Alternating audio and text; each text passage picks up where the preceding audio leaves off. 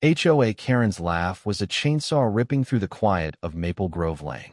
She stood by the neighborhood's water main, her polyester dress straining, convinced her petty vengeance would teach everyone a lesson. The Maple Grove Homeowners Association president, a woman so bloated with self-importance she could eclipse the sun, had spent months nursing grudges.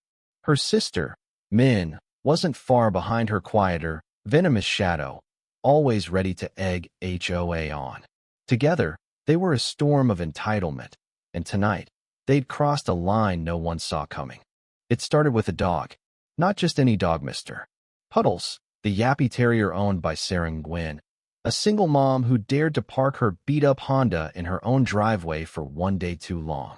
HOA, who ruled the HOA with an iron fist and a clipboard, had issued fines, left snide notes, and even called a tow truck once, all because Sarah's car lowered property values.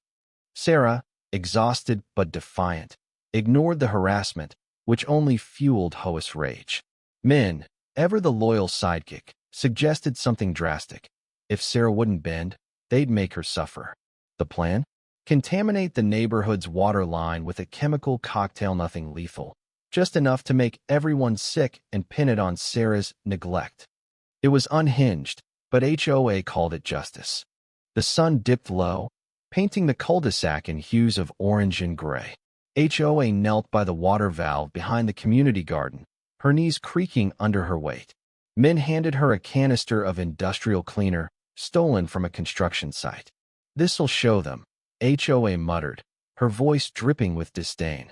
She didn't notice the faint hum of a van parked 2 blocks away, its Hazmat logo barely visible in the twilight. Inside, a team of environmental inspectors, tipped off by an anonymous call, watched through binoculars. They'd been monitoring the water system for weeks after reports of tampering.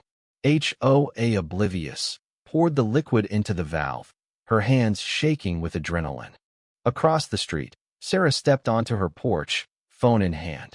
She'd seen HOA skulking earlier and sensed trouble.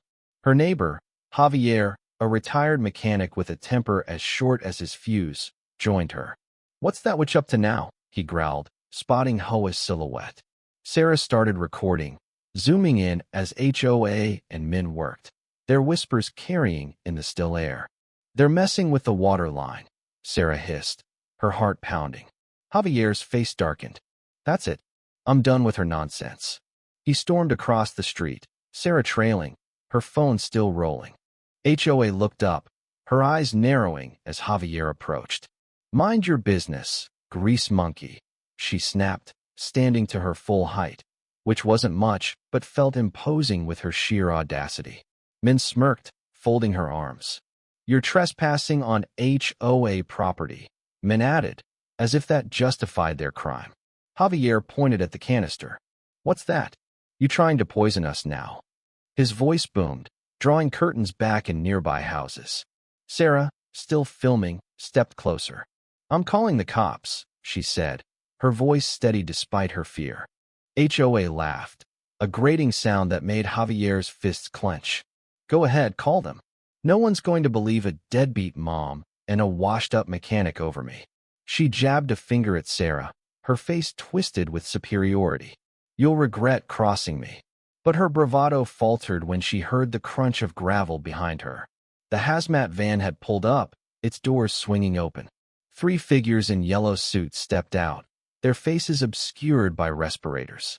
One held a testing kit, another a radio crackling with static.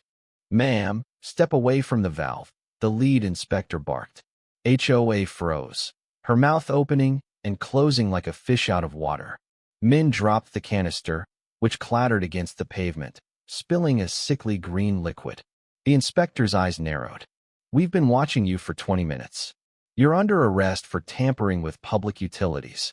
HOA's face drained of color, her usual bluster gone. "This is a mistake," she shrieked, as if volume could rewrite reality.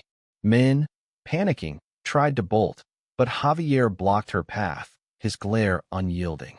Sarah's phone captured it all. HOA's indignant sputters, Min's failed escape, the Hazmat team cuffing them both. Neighbors poured out of their homes, drawn by the commotion. "Mrs. Carter, The elderly librarian shook her head in disgust. You thought you could poison us and walk away? She called out. A teenager, still in his soccer uniform, shouted, Karma's real, Karen. The crowd murmured agreement, their anger tempered by relief. Sarah lowered her phone, tears in her eyes not from sadness, but from the weight of justice finally tipping in her favor. The police arrived minutes later, their sirens cutting through the night. HOA, still screaming about her rights, was shoved into the back of a squad car. Min, silent now, followed, her face a mask of shame. The hazmat team sealed off the water line, confirming the contamination was caught before it spread. Sarah and Javier stood together, watching the chaos unfold. I can't believe they went this far, Sarah whispered. Javier snorted. Believe it. People like that think they're untouchable. Not anymore. As the squad cars pulled away, the neighborhood exhaled. The inspectors worked through the night, flushing the system, ensuring safety. Sarah uploaded her video to the neighborhood's group chat, and within hours, it spread across social media. Comments poured in. HOA Karen finally got what she deserved, and thank you, Sarah, for standing up. The video became a rallying cry, a testament to the power of community over tyranny. Sarah, once a target, became a hero. Days later, the HOA held an emergency meeting. HOA and Min were stripped of their positions, their names synonymous with scandal. The sisters faced charges of environmental endangerment and public harm, with jail time looming. Sarah, elected as the new HOA president, promised transparency and fairness. Javier, her unlikely ally, volunteered to oversee maintenance, ensuring no one could tamper with the neighborhood's trust again. The story of Maple Grove Lane didn't end with handcuffs. It lived on in the way neighbors greeted each other, no longer afraid of HOA's wrath. It lived in Sarah's quiet pride as she parked her Honda without fear. And it lived in the whispered warnings to future Karens. Act with hate, and the world will push back. HOA and Min, once queens of their tiny fiefdom, were now cautionary tales, their poison washed away by truth. The end.